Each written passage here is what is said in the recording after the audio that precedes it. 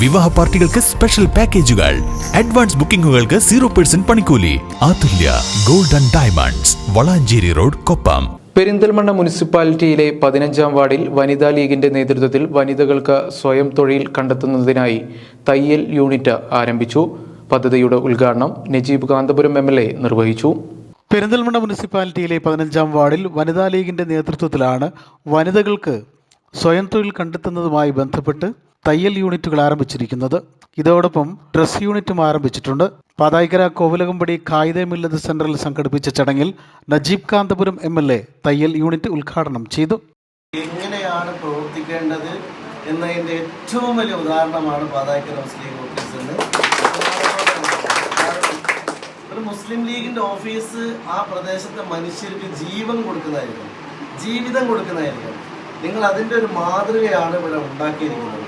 നമ്മുടെ league office കേവലം meeting കൂടി പിരിഞ്ഞു പോകാനോ അടച്ചിടാനോ ഉള്ളതല്ലെന്നും നിരന്തരമായി നിങ്ങൾ തുറന്നുകൊണ്ടിരിക്കുകയാണ്.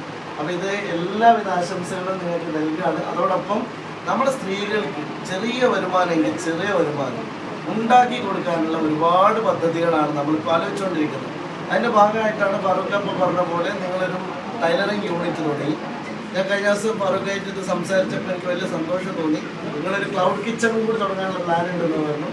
അപ്പോൾ അങ്ങനെയൊക്കെ വരുന്നതോടൊപ്പം സയ്യിദ് മുഹമ്മദ് കോയ തങ്ങൾ പ്രാർത്ഥനയ്ക്ക് നേതൃത്വം നൽകി. കുന്നത്ത് മാളുവിന് നൽകി ആദ്യ വിൽപ്പന നിർവഹിച്ചു.